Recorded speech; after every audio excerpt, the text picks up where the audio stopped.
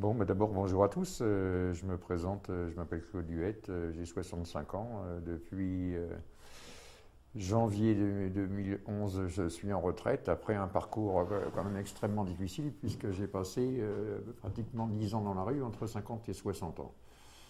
Euh, Qu'est-ce qui s'est passé? C'est simple, j'étais chef d'entreprise et puis subitement, en l'an 2000, une faillite brutale et 48 heures plus tard, c'est la rue.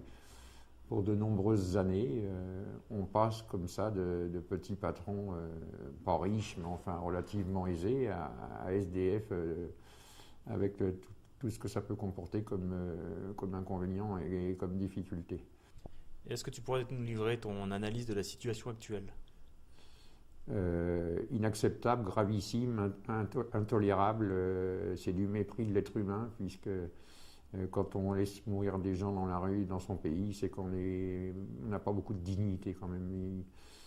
Ça me fait partie pour moi des choses primordiales. On ne peut pas se permettre de continuer à vivre en faisant croire que tout est beau, tout est joli, et puis qu'il y a une telle souffrance sur nos trottoirs. C'est inacceptable. Et comment est-ce qu'on pourrait aider véritablement les SDF aujourd'hui et qu'est-ce qui ne marche pas? La première chose à faire pour aider les SDF, c'est d'avoir une prise de conscience de la situation dans laquelle ces gens-là se trouvent.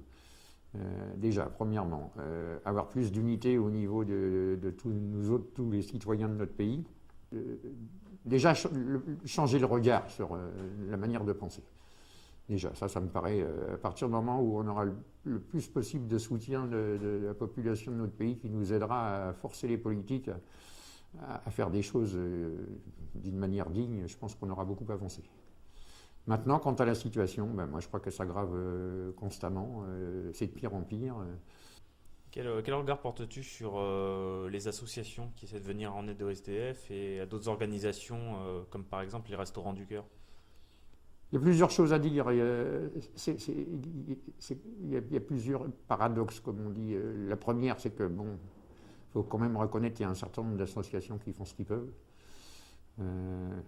Souvent d'une manière complètement débordée, avec peu de formation. Et puis, ça c'est une chose, et puis c'est pareil, il y a une grosse salade à ce niveau-là. On veut bien nous faire croire au niveau de l'État que tout va bien, que les associations s'occupent de tout, alors que finalement, tout ça n'est plus ou moins qu'une grosse mascarade. Quant au Restaurant du Cœur, je dirais que quand ça a été créé, c'était quelque chose d'extraordinaire. Sur le principe, ça reste quelque chose d'assez grand, mais ça demande d'être complètement revu et corrigé parce que ça n'a plus de sens aujourd'hui. Plus aucun. Au niveau de l'hébergement d'urgence, au niveau de ce soi-disant assistanat, tout ça, c'est de la mascarade. Moi, j'ai rencontré énormément de gens qui m'ont dit oui, mais les SDF ne doivent pas se plaindre puisqu'ils ont tout un univers associatif qui s'occupe d'eux. C'est la plus grosse bêtise que j'ai pu entendre dans ma vie, et on continue à l'entendre encore. Donc le combat et de l'association et du collectif, c'est de changer les mentalités, de se rendre compte que tout ça n'a aucun sens. Voilà. Tu as récemment publié un essai qui s'appelle L'état des lieux. Est-ce que tu peux nous en parler un peu?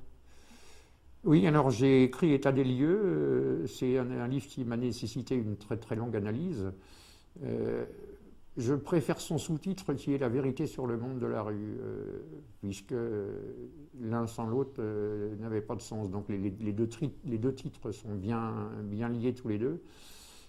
Avec ce livre, j'essaye d'informer, de faire comprendre aux gens ce que c'est que cette dure réalité. Toujours dans le même objectif. Ça a un but éducatif, ça a un but de faire changer aussi les systèmes associatifs qui réfléchissent un petit peu que leurs méthodes ne sont pas toujours bonnes. Que si on continue comme ça, on n'arrivera jamais à rien. Puisque voilà, c'est un livre éducatif qui tente à démontrer que les sans-abri sont des êtres comme nous et qu'il n'y a aucune raison qu'ils soient punis par la vie de cette manière. J'ai trop entendu dire par les années passées, passons pour moi je me suis débrouillé, mais qu'on était considérés comme des sous-êtres, des fainéants, des choses comme ça. Donc je ne peux pas accepter ça. J'ai beaucoup réfléchi en écrivant. Je n'ai pas voulu chercher une vengeance par rapport à mon histoire, ça n'avait pas de sens, mais plutôt démontrer que à travers un livre éducatif qu'on pouvait penser et agir autrement. Ça me paraît extrêmement important. Moi, je pense que tout le monde devrait lire ce livre, même les adolescents, puisqu'on a impérativement besoin dans les années, les mois qui viennent. Moi, ce que je voudrais, c'est que l'hiver 2015-2016 soit le dernier. Voilà, c'est le sens de mon combat. Je ne peux pas supporter qu'il y ait encore un autre hiver qui arrive avec toujours les mêmes conditions, avec le blabla de toujours le même baratin. Tout va bien, on est dans le meilleur des mondes. Il y en a encore un qui est mort dans la rue hier soir. Si c'était un cas unique, bon, on serait triste, mais là c'est par dizaines et par centaines que ça arrive. Donc moi, j'accepte pas ça. Pour conclure, est-ce que tu aurais un message à adresser aux personnes qui nous regardent?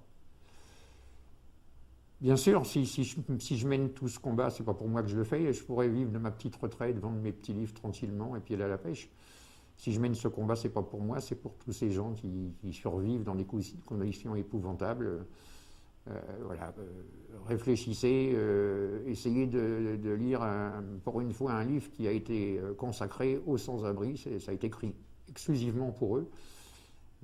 Portez un autre regard.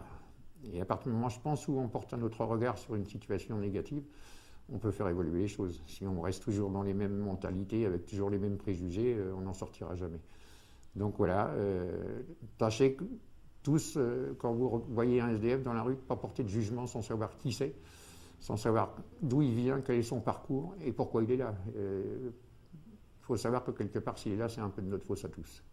Et pour aider un peu ceux qui voudraient aller réaliser leur propre reportage, est-ce que tu aurais peut-être une petite méthode d'approche à conseiller pour approcher un SDF?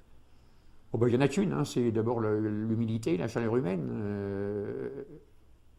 Essayer le plus possible de se mettre à sa place et non pas à la nôtre. C'est difficile d'approcher un SDF. Ils sont souvent très très complexés, très très coincés dans leur situation. Donc il n'y a qu'une solution, c'est une grande humilité. Et puis là-bas, c'est d'essayer de transmettre une chaleur humaine qui puisse les toucher. Ça c'est le secret de base. Après, bon, vous apercevrez que c'est des gens extraordinaires, on rencontre des gens merveilleux dans la rue et qui valent le coup qu'on s'intéresse à eux, quoi. Voilà, je pense que le gros problème qu'on peut avoir dans notre société, c'est ces fameux préjugés où on rencontre malheureusement trop de personnes qui ont une idée préconçue sur tout, qui connaissent la vérité sur tout.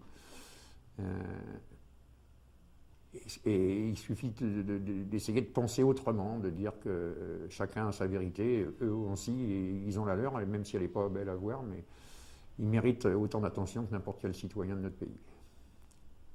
Voilà. Merci.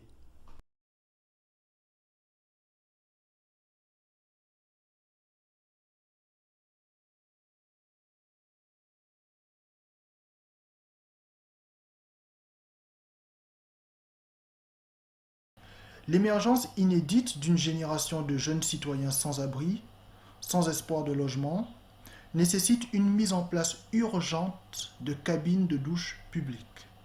Ça, c'est la première solution. Deuxième solution, la population logée a un rôle déterminant à jouer dans le soulagement de ces nombreux jeunes citoyens sans abri. Jeunes et moins jeunes, bien entendu. Si chaque personne disposant d'un logement permet à un SDF d'utiliser sa douche 2 fois par jour, la population aura éteint cet incendie social sans précédent. Messieurs, dames, 2 choix s'imposent à nous. Regarder se détériorer la dignité humaine de nos jeunes citoyens parce que pas de chance, pas de logement, c'est fini pour eux, ou bien stopper tous ensemble cette hémorragie soudaine et sans précédent. Merci.